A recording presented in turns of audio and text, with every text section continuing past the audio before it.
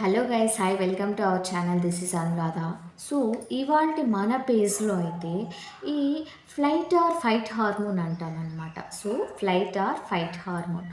So ఇలా ఎందుకు అంటాము అనేసి అయితే చూసేద్దాం. So maximum flight or fight హార్మోన్ని ఎపినెఫ్రిన్ లేదా నార్ ఎపినెఫ్రిన్, అడ్రెలిన్ లేదా నార్ అడ్రెలిన్ అయితే అంటామన్నమాట.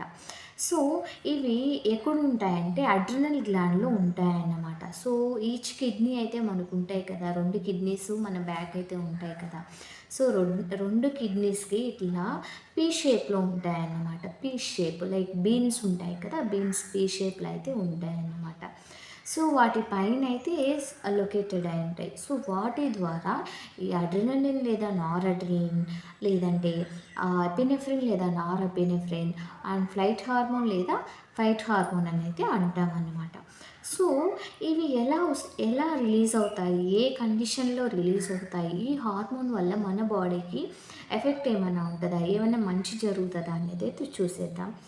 సో ఈ హార్మోన్స్ పర్టికులర్గా ఎప్పుడు రిలీజ్ అవుతాయి అంటే మన హ్యూమన్ బాడీ ఎప్పుడు ఎక్కువ స్ట్రెస్కి గురవుతుందో, లైక్ చాలా కష్టం వచ్చింది, బ్రెయిన్ ఎక్కువ ప్రెషర్లో ఉందంటే ఆ టైంలో ఇదైతే అడ్రెనలిన్ అనేది రిలీజ్ అయితే అవుతుందన్నమాట. So it releases when human body is much under the stress అన్నమాట. అండ్ వన్ మోర్ థింగ్, వీటి వల్ల ఏం జరుగుతాయంటే and it increases heart rate increase చేస్తాయి, బ్లడ్ ప్రెషర్ని ఇంక్రీజ్ చేస్తుంది. అండ్ మన బ్లడ్ సర్క్యులేషన్ అయితే త్రూ బ్రెయిన్కి అయితే వెళ్తుంది కదా. సో బ్రెయిన్కి కానీ, లేదంటే మజిల్స్కి కానీ, లేదంటే బాడీకి కానీ ఇది ఫాస్ట్గా అంటే లైక్ అడ్రినలిన్ హార్మోను రిలీజ్ అయినప్పుడు ఏమవుతుందంటే ఇవన్నీ చేంజెస్ అయితే మన బాడీలో జరుగుతాయి అన్నమాట. బ్లడ్ గ్లూకోజ్ని కూడా ఇంక్రీజ్ చేస్తుంది.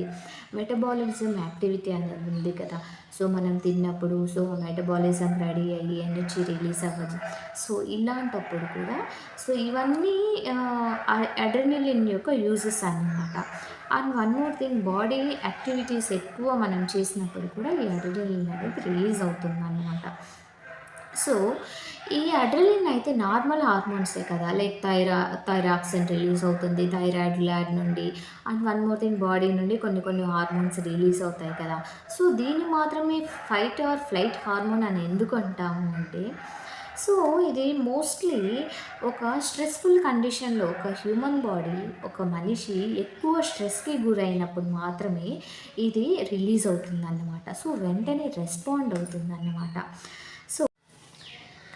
సో దీని యూజ్ ఏంటి మెయిన్‌గా మనకంటే, ఒక బాడీ కానీ, ఒక హ్యూమన్ బాడీ కానీ ఎక్కువ స్ట్రెస్‌లో ఉన్నప్పుడు ఏమవుతుందంటే, ఈ అడ్రినలిన్ అనేది రిలీజ్ అయ్యి ఏమవుతుందంటే ఎయిదర్ దాన్ని ఫైట్ అన్నా చేస్తాం, లేదంటే అక్కడి నుండి ఎస్కేప్ అయిపోతామన్నమాట. సో ఒకటి మనం ఎదుర్కుంటాం, లైక్ ఆ సిట్యుయేషన్ వచ్చినప్పుడు.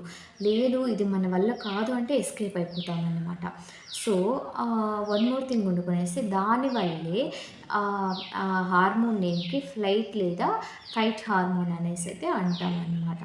అండ్ వన్ మోర్ థింగ్, ఈ హార్మోన్ రిలీజ్ అయినప్పుడు ఏమవుతుందంటే ఎక్స్‌ట్రీమ్ స్ట్రెస్‌లో ఉన్నప్పుడు కానీ, ఎక్స్‌ట్రీమ్ డేంజరస్ కండిషన్‌లో ఉన్నప్పుడు కానీ ఇవైతే రిలీజ్ అవుతుందన్నమాట. సో మన బాడీ స్ట్రెస్ రిలీవ్ కూడా చేస్తుందన్నమాట ఈ హార్మోన్స్ అనేవి. అండ్ వన్ మోర్ థింగ్, ఇప్పుడు లైవ్ తీసుకున్నామనుకోండి, ఈ హార్మోన్ ఎప్పుడెప్పుడు రిలీజ్ అవుతుంది అంటే, లైక్ ఒక ఒక ఒక ఒక దొంగున్నాడు. ఒక దొంగ వేరే వాళ్ళకి దొరికిపోయాడు.